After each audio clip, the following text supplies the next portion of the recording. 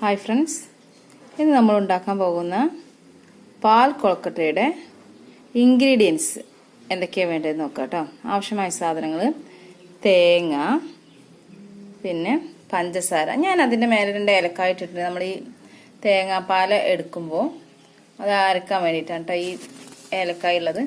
പിന്നെ അതിൽ മെയിനായിട്ട് വേണ്ടത് ജവ്വരി. നമ്മുടെ മലപ്പുറം ഭാഷയിൽ പറഞ്ഞാൽ സാബുനരി എന്ന് പറയും.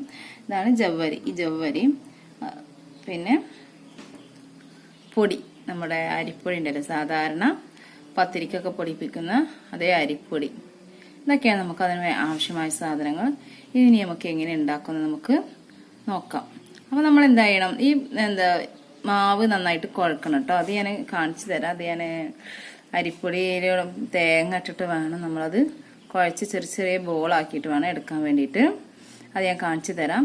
പിന്നെ ഫസ്റ്റ് നമ്മൾ എന്ത് ചെയ്യണം, ഈ ജവ്വരി കഴുകിയിട്ട് നമ്മൾ പായസത്തിനൊക്കെ നമ്മൾ വേവിക്കുമല്ലോ, അതേപോലെ വേവിക്കണം. നമ്മൾ സാധാരണ പായസം വെക്കുമ്പോൾ എങ്ങനെയാണ് ജവ്വരി വേവിക്കുന്നത് അതേപോലെ തന്നെ നമ്മുടെ ജവ്വരി വേവിക്കണം.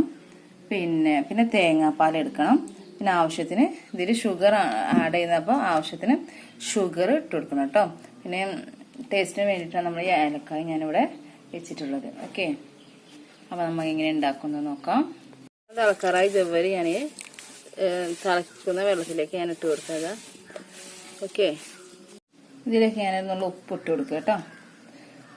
ആവശ്യത്തിന് ഉപ്പ് ഇട്ട് കൊടുത്തിട്ട് പിന്നെ അതിലേക്ക് പിന്നെ തേങ്ങ ചിരവി വെച്ചതുണ്ടല്ലേ നമ്മളെ ഈ തേങ്ങ ഇതിൻ്റെ പകുതി മതി കേട്ടോ, കുറച്ച് മതിയേ.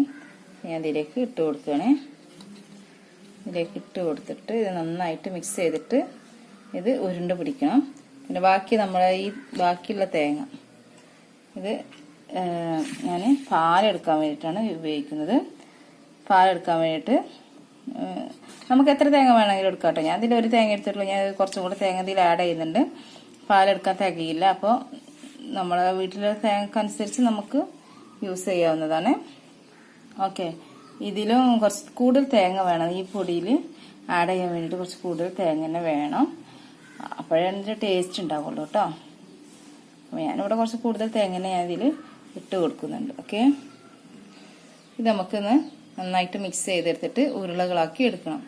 കുറച്ച് ചുടുവെള്ളം ഒഴിച്ചിട്ട് അത് നന്നായിട്ടൊന്ന് മിക്സ് ചെയ്തിട്ട് ചെറിയ ചെറിയ ഉരുണ്ടകളാക്കി എടുക്കാം. നമുക്ക് ഈ തേങ്ങ എടുത്തിട്ട് നമുക്ക് തേങ്ങാപ്പാൽ ഉണ്ടാക്കാം. ഓക്കെ, എടുക്കണം.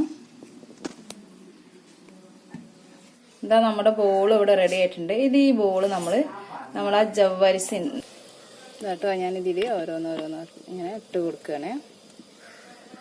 ഈ വെള്ളത്തിലേക്കാണ് നമ്മൾ ഈ പൊടി ഉരുട്ടി വെച്ച് നമ്മുടെ തേങ്ങാപ്പാലിൻ്റെ 1-ാം പാലാണ്. ഇത് 2-ാം പാലാണ്. ഈ 2-ാം പാൽ ഞാനിപ്പോൾ ഒഴിച്ചു കൊടുക്കും. 1-ാം പാൽ നമ്മളത് പുറത്തേക്ക് എടുത്ത് വെച്ചിട്ടാണ് നമ്മൾ ഈ 1-ാം പാൽ ഒഴിച്ച് കൊടുക്കുന്നത്.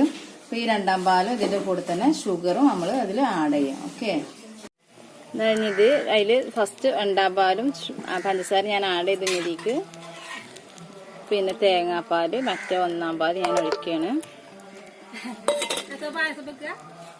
അപ്പോൾ നമ്മുടെ ഇതിവിടെ റെഡി ആയിട്ടുണ്ട്. പാൽ കൊഴക്കട്ട നമ്മളുടെ ഇവിടെ റെഡി ആയിട്ടുണ്ട് കേട്ടോ. അതിലുള്ള കൊഴക്കട്ട ഉണ്ടാവും, വലിയതായിട്ട് വന്നിട്ടുണ്ട്. ഞാനെടുത്ത് കാണിക്കാം. ഫ്രണ്ട്സ്, നമ്മുടെ പാൽ കൊഴക്കട്ട ഇവിടെ റെഡി ആയിട്ടുണ്ട്. ഇതാണ് നമ്മുടെ കൊഴക്കട്ട എന്ന് പറയുന്നത്. നല്ല ടേസ്റ്റ് ആയിരിക്കും കേട്ടോ. ഇത് കഴിക്കാൻ വേണ്ടിയിട്ട് നല്ല ടേസ്റ്റ് ആയിരിക്കും. നിങ്ങളൊന്ന് ട്രൈ ചെയ്ത് നോക്കൂ.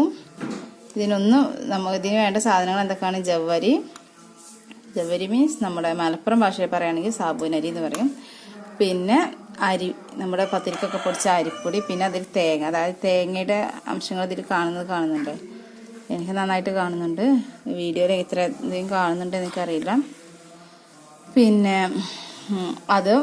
ഈ ഉരുള ഉരുട്ടുമ്പോൾ നമ്മൾ കുറച്ച് ഉപ്പ് ആഡ് ചെയ്യണം കേട്ടോ. നമ്മുടെ ഒരു കൊഴക്കട്ട ഉണ്ടാക്കുമ്പോൾ നമ്മൾ കുറച്ച് ഉപ്പ് കൂടെ ആഡ് ചെയ്തിട്ട്, തേങ്ങയും ഉപ്പും ഈ പൊടിയും കൂടി ആഡ് ചെയ്തിട്ട് നമ്മൾ കുറഞ്ഞ ചൂടുവെള്ളത്തിൽ നന്നായിട്ട് കുഴച്ചിട്ട് കുറച്ച് വെള്ളം കൂടുതലില്ലാതെ മീഡിയം വെള്ളത്തിലാക്കി കുഴച്ചിട്ട് ഇങ്ങനെ ഉരുള ആക്കിയിട്ട് നമ്മുടെ ഈ ജവ്വരിയിൽ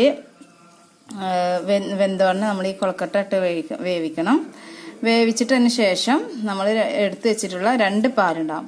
അപ്പോൾ ലാസ്റ്റത്തെ പാല്, ഫസ്റ്റ് പാല്, രണ്ടാമത്തെ പാല് ഇതിൻ്റെ കൂടെ ഒന്ന് വേവിച്ച് ഇതിൻ്റെ കൂടെ തന്നെ ഒഴിച്ച് വേവിച്ചിട്ട് അതിൽ പഞ്ചസാര ഇട്ട് കൊടുത്തിട്ട് പിന്നെ അതെല്ലാം വെന്തതിന് ശേഷം പിന്നെ നമ്മൾ ലാസ്റ്റ് ഒന്നാം പാല് അവസാനമാണ് നമ്മൾ ഒഴിച്ച് കൊടുക്കുക.